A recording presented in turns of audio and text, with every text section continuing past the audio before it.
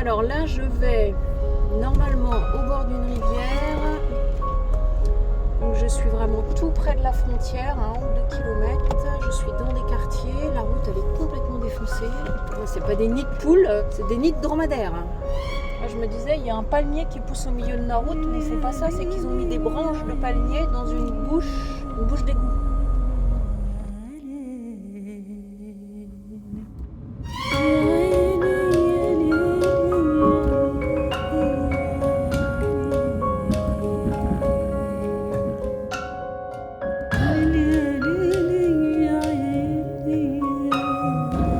J'en reviens pas quand même d'être à la sortie de l'Iran, près de l'Irak. Je vois les rues, tout ça, c'est quand même particulier. L'atmosphère, l'ambiance depuis Ahwaz, mais là dans cette ville encore plus particulièrement. L'air est hyper chargé, c'est hyper pollué. Il y a des émanations de pétrole parce qu'il y a pas mal de puits de pétrole. Des odeurs de poubelles brûlées parce qu'ils brûlent beaucoup les poubelles à l'extérieur. Et cette heure-là, c'est un moment où c'est souvent animé parce qu'en général, entre 13h et 17h, les magasins, les bazars, tout ça, c'est fermé et ils réouvrent autour de 17h. Il y a plein de petits vendeurs sur le bord de la route de tout. Là, il y avait des vendeurs de serviettes. Après, il y avait un vendeur de théières. Là, il y a un vendeur de bananes, pommes de terre et de carottes. Là, des oignons. Là, il y a des vêtements. Il y a plein de gens qui me saluent, plein. Et il y en a plein qui m'ont demandé si je venais de Turquie. Je me suis demandé si c'était pas parce que j'étais voilée qu'ils me demandaient si je venais de Turquie, parce qu'ils doivent imaginer que je suis musulmane. J'étais un peu étonnée qu'on me demande que je vienne de Turquie parce que ça s'est jamais arrivé.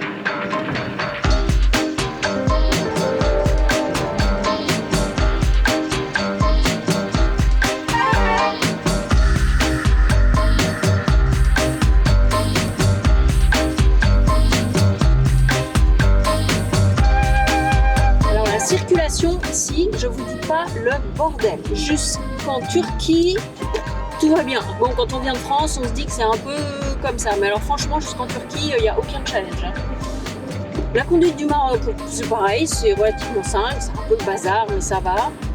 Mais alors ici, rouler à contresens, doubler à droite, doubler à gauche, être 3 sur une file de 2, être 5 sur une file de 3, faire des queues de poisson, griller les priorités, passer au feu rouge, et que vous soyez en moto ou en voiture, prendre les ronds-points à contresens aussi, ça c'est pas mal.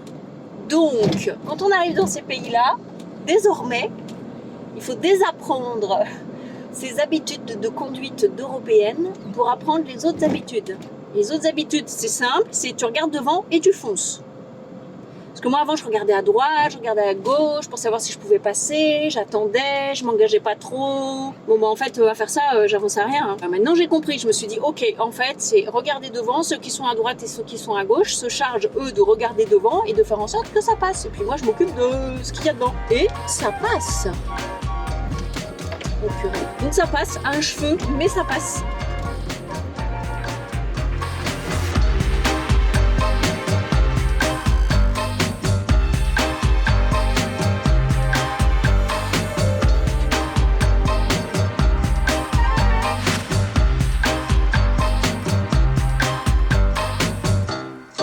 Bon bah voilà, je viens d'arriver. Je crois que je peux pas être plus près de la frontière que ça.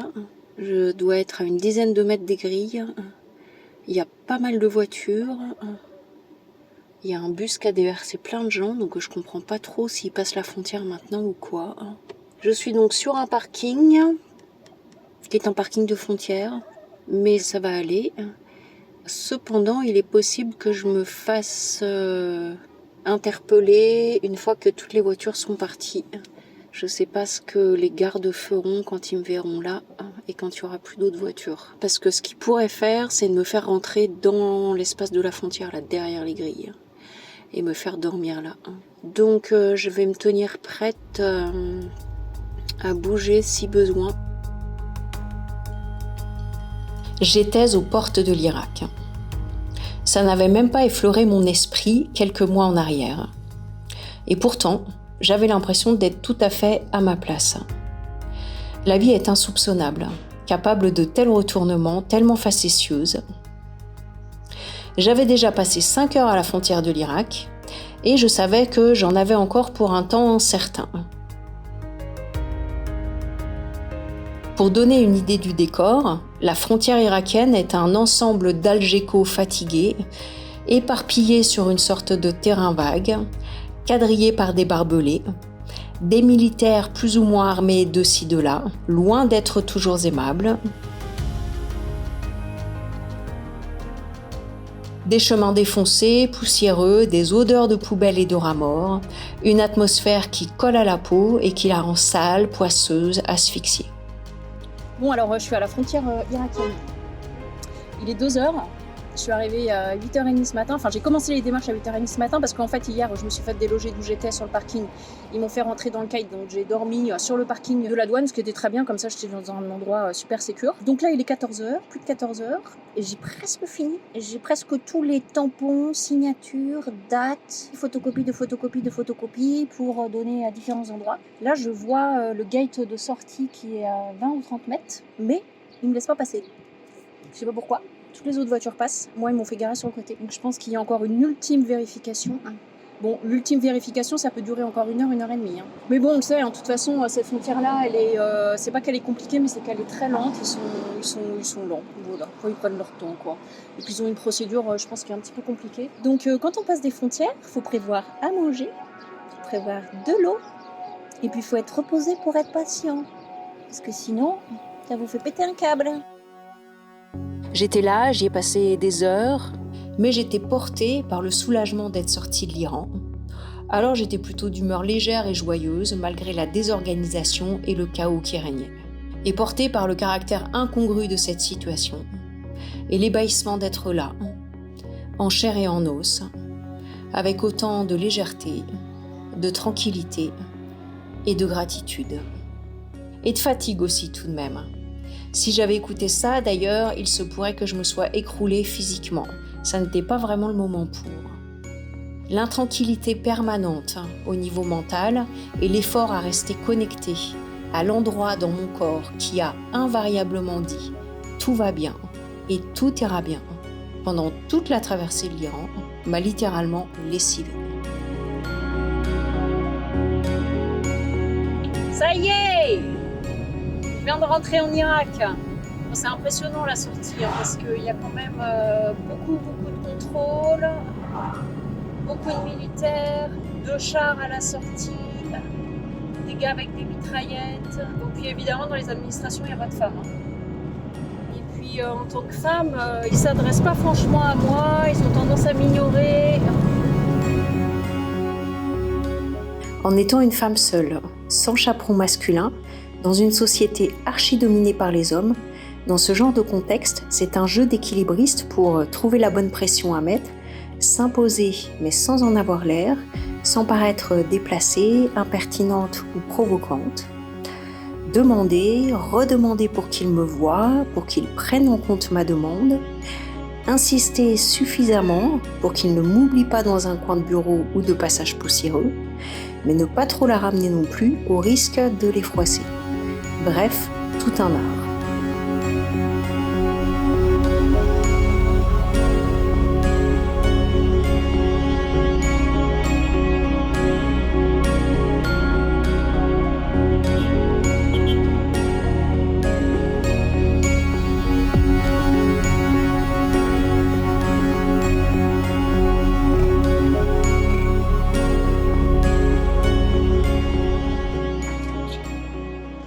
Bon alors je cherche une banque pour retirer de l'argent ou un endroit où changer de l'argent. Mais en fait j'ai aucune idée où aller. Et puis c'est surtout le bazar pour se garer. Je crois que je vais faire autrement, c'est-à-dire que je vais aller à l'hôtel en espérant que je puisse me garer là-bas. Et puis après je vais faire les trucs pratiques. Mais déjà je vais poser le camion.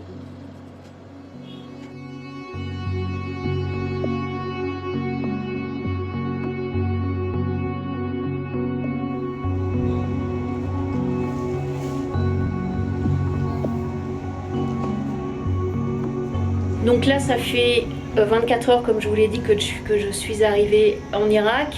Et je me sens plus en sécurité ici en Irak qu'en Iran, ce qui est assez bizarre. Ça peut être un peu perturbant, vu en tout cas de l'Occident, que je me sente en sécurité en Irak. Mais comme quoi, tout est relatif, que le sentiment de sécurité, c'est vraiment quelque chose qui est évidemment lié à l'extérieur, mais qui est avant tout quelque chose d'intérieur. Mais pour l'instant, je suis à Bassoura, vraiment dans le sud du pays, donc loin du conflit israélo-palestinien, loin des bases américaines qui peuvent être ciblées. Et quand je suis arrivée ici, ça a vraiment été un petit choc, avec l'impression de faire un grand saut dans le grand bain et de ne plus être dans la pâte aux joies. En tout cas, jusqu'à l'Arménie, ça a vraiment été super tranquillou. Mais là, l'Irak, je sens que je suis vraiment passée sur un autre niveau. Et donc, en arrivant dans la ville, je me suis dit, ah ouais, ok, c'est comme ça. Bon, alors là, je sais pas nager en Irak. Bon, par contre, j'ai des bonnes brassières et j'ai une bonne bouée, c'est-à-dire mon expérience de voyage à vélo et puis quand même une plutôt bonne capacité à m'adapter et puis à me servir de tous mes outils de régulation émotionnelle, de régulation mentale, etc. Quand je suis arrivée à Bassoura, j'ai vu 2 4x4 blindés avec des militaires. Il y avait 5 ou 6 militaires dans chaque 4x4 qui étaient cagoulés jusque-là, armés jusqu'aux dents. Et là, je me suis dit, oups, je sais pas quel niveau de stress je vais être capable d'accueillir, d'encaisser, et avec quel niveau de tension externe et interne je vais être capable d'aller. Donc ça, c'était hier, la vision des 4x4. Et aujourd'hui, je suis allée me balader dans la ville, ce qui m'a permis de sentir, trouver quelques repères, et puis très très vite d'avoir l'impression de nager ici comme un poisson dans l'eau. Et puis j'ai revu des 4x4 avec ces militaires, et ça m'a pas du tout fait le même choc saisissant que ça m'a fait hier. Donc je suis à Bassoura, j'y suis pour plusieurs jours pour récupérer et pour travailler. Et puis je verrai après si je monte au nord ou pas.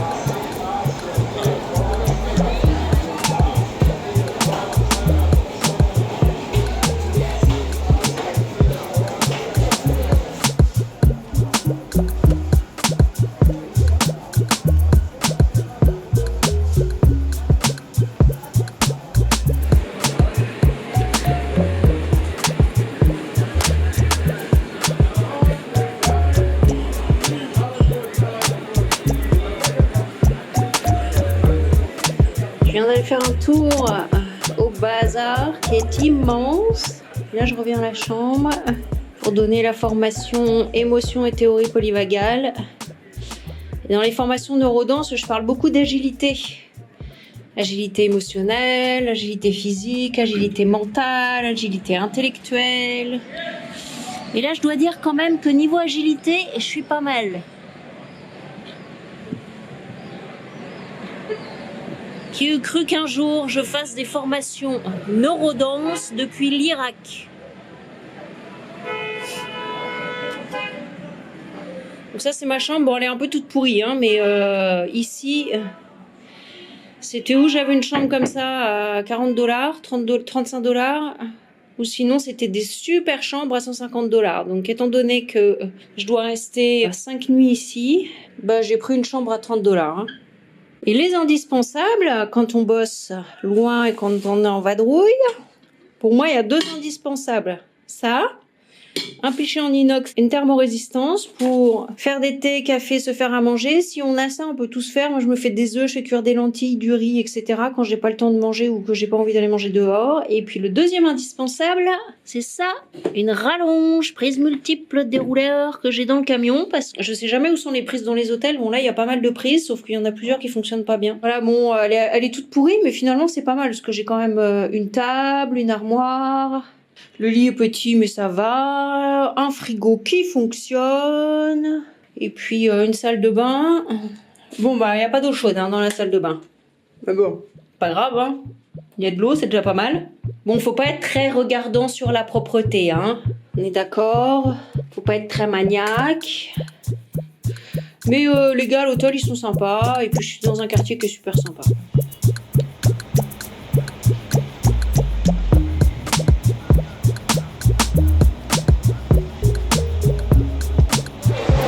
Bon bah voilà, ça c'est l'Irak. Je sais pas si c'est partout pareil en Irak, mais en tout cas ici la Bassora. Coupure d'électricité générale. Il n'y a plus de ville il n'y a plus de lumière dans la ville, partout visiblement. J'étais en train d'aller au bazar. Ça m'a coupé net. Un petit moment de stress. Parce que je trouve ça pas hyper sécure de me balader toute seule de nuit, sans lumière. Puis bon, j'ai fait comme tout le monde, j'ai continué à vivre ma vie. Hein. Ah là, on dirait qu'il y a de la lumière. Donc c'est peut-être en train de revenir.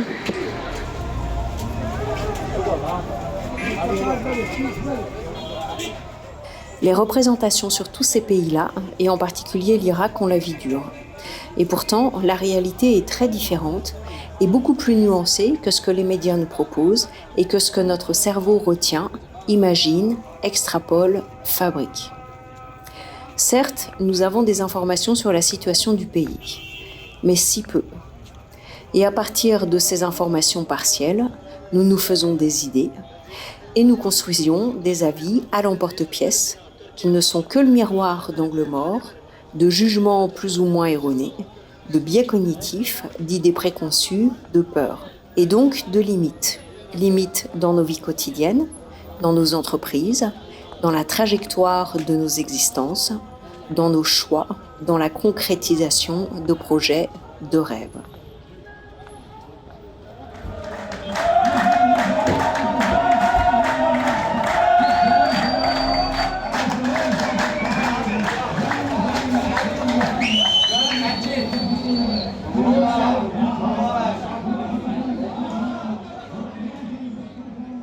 La peur tue plus de rêves que l'échec ne le fait en réalité. Combien de fois dans sa vie se dit-on que non, ça n'est pas faisable, pas envisageable. C'est trop fou, trop grand, trop risqué, trop inconnu. C'est impossible, inatteignable. La distance entre ma réalité, ici et maintenant, et ce rêve est beaucoup trop grande. Je ne suis pas assez ou je suis trop, comme ci ou comme ça. C'est bon pour les autres, mais pas pour moi parce que... Tous ces discours internes qui racontent que pour elle ou pour lui, c'est plus facile parce que elle et lui ont ça et moi pas. J'ai toujours été comme si, ça ne changera jamais. Autant de discours internes dont souvent nous avons à peine conscience et qui pourtant conditionnent notre champ des possibles d'une manière puissante. Ça demande d'être très attentif à ces pensées, fugaces et souterraines, car elles fusent. Elles sont presque inaudibles, insaisissables.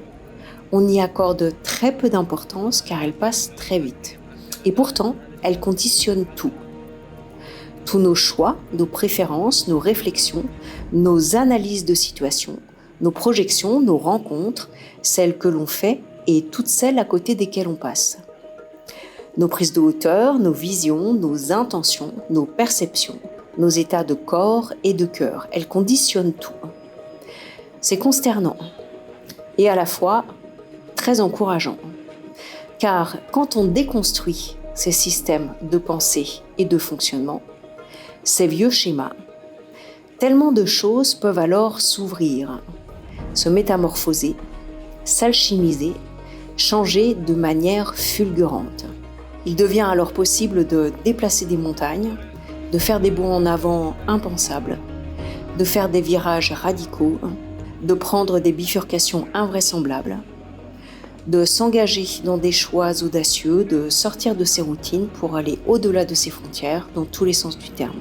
Et tout cela sans se faire violence, avec douceur, en se respectant et avec joie et fluidité.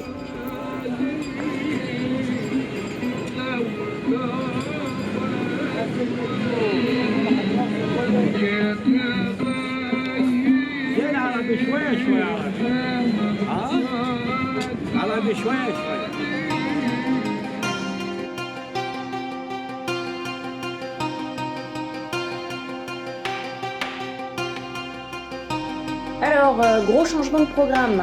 J'avais prévu de rester 2 jours à Bassora, dans le sud de l'Irak. J'y suis déjà depuis 4 jours. Et puis samedi, dimanche, d'aller à Bagdad et lundi, mardi, de passer la journée avec une guide. Je m'étais trouvé une guide, une femme. Donc j'étais super contente. Et puis hier soir, j'ai allumé mon téléphone un peu tard et je suis tombée sur une info. Il y a 2 bases militaires américaines qui se sont pris des missiles du Hezbollah. J'ai lu plusieurs articles pour essayer de croiser les informations, localiser précisément où c'était. Alors il y a une base militaire qui est à 200 km au nord de Bagdad vers la Syrie. Donc ça, je savais que ce coin-là, c'est un coin qui craint et j'avais pas du tout prévu d'aller là-bas. La deuxième base militaire, elle est à 80 km au sud-ouest de Bagdad. C'est tout près de la route où je dois passer et c'est aussi pas très loin d'un site que je voulais voir. Donc là, ça a commencé à faire ouais, quand même, c'est pas terrible. Et puis l'autre facteur que je prends en compte, c'est que sur la route entre Bassora et Bagdad, il y a plein de checkpoints de militaires et que je vais faire la route toute seule parce qu'il est fort peu probable que je tombe sur d'autres voyageurs et que je puisse me joindre à 1 ou 2 autres camions pour passer en convoi, faire la route en convoi. Ça fait plusieurs facteurs qui sont pas très favorables. Hier soir, donc je me suis endormie avec ça en me disant bon, peut-être que demain matin finalement je vais plier puis je vais partir pour passer au Koweït. Et puis là, ce matin, il y a toujours cette idée-là qui est présente. Et puis dans mon corps, ça dit pas un oui franc. Autant pour l'Iran, je sentais vraiment que dans mon corps, ça disait oui, oui, c'est bon, tu peux y aller, pas de problème. Et là, alors ça dit pas non non plus, ça dit pas ça craint, n'y va pas, mais ça dit pas un oui franc. Et comme je suis pas très téméraire et que je fais confiance à ça, je vais suivre ce feeling-là. Donc je vais passer au Koweït dans l'après-midi, j'ai des visios là encore jusqu'à 14h, je suis en train de tout plier, je vais me préparer pour les visios et puis être prête à partir juste après les visios. Il y a des trous énormes. C'est les bouches d'égouts qui sont pas bouchées. Et comme moi j'ose pas passer, derrière ça râle.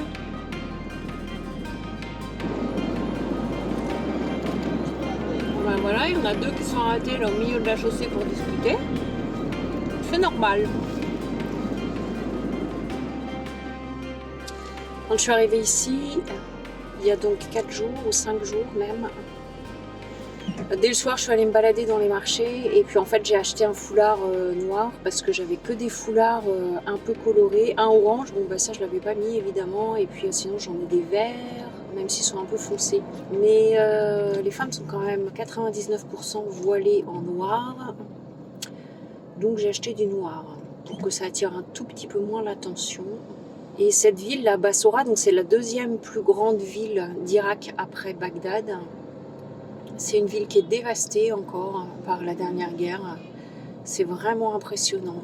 Donc il y a une atmosphère qui est un peu particulière parce que donc la ville est dévastée, c'est hyper sale, il y a plein de bâtiments détruits, il y a plein d'énormes trous de bâtiments qui ont été complètement rasés.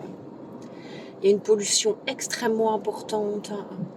Il y a une rivière qui traverse la ville, elle est dégueulasse, ça sent hyper mauvais. Il y a cette ambiance-là. Puis en même temps, dans le bazar, il y a un truc assez doux, assez tranquille, plutôt posé, qui contraste un peu avec l'énergie des Irakiens, qui est assez clac, clac, clac, un truc comme ça, qui est très différente de l'énergie des Iraniens d'ailleurs. Les Iraniens, ils ont une énergie qui est beaucoup plus douce. D'ailleurs, leur langue, elle est beaucoup plus chantante, et beaucoup plus ronde. Et ici, c'est pas du tout cette énergie-là.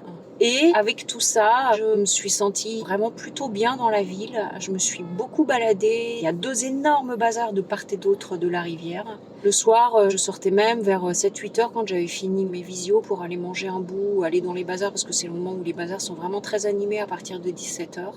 Et je me suis jamais sentie en insécurité, où j'ai jamais senti de trucs un peu bizarres comme ça. Bon, j'étais pas dans les rues non plus jusqu'à 22 heures. J'ai pas senti non plus de regard oppressant ou désapprobateur. Alors c'est clair que j'ai été regardée parce qu'il y a quand même très peu de femmes. Les femmes qui sont là, elles sont toujours en groupe, donc ou à plusieurs femmes ou accompagnées d'un homme. Et puis j'ai pas vu d'étrangers non plus. Alors il y en a qui passent par ici, mais il y en a quand même pas énormément.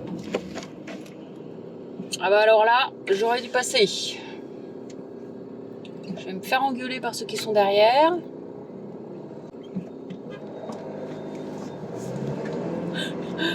Oh là là là là. Quand je vous dis que c'est n'importe quoi la conduite ici.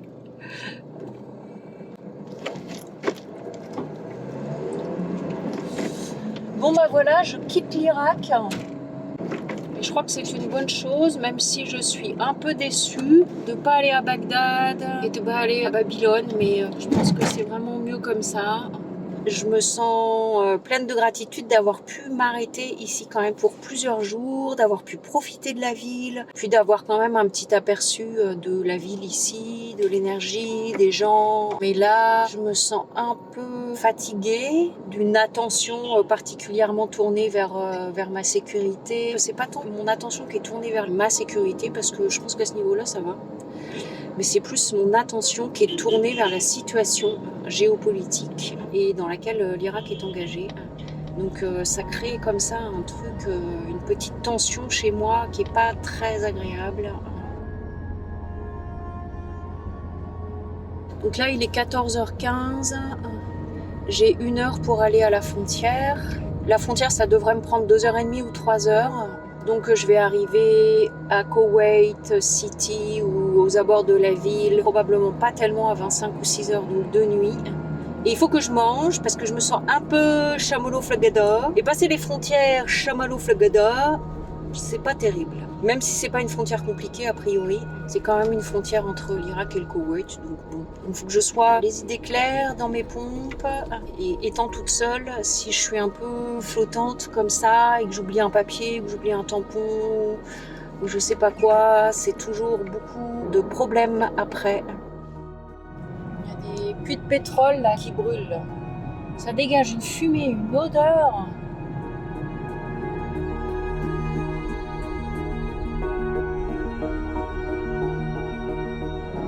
Bon bah ça y est, j'arrive à la frontière. Par contre, j'ai pas mangé, mais alors les odeurs et les fumées toxiques des puits de pétrole, ça m'a rassasiée. Donc j'ai plus faim. Je me sens pas tout à fait dans mes pompes. Il va falloir que j'atterrisse. En général, mes passages de frontière, je les prépare quand même au moins la veille. J'y pense, je vais vérifier les papiers qu'il faut, ce que je vais avoir besoin de payer, combien, etc.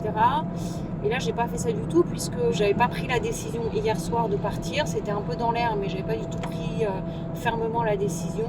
Mais ça va, je suis plutôt tranquille et plutôt posée. Donc, à côté de mes pompes, mais tranquille et posée. C'est déjà pas mal. Et là, j'ai l'impression que j'arrive pas très loin de la frontière.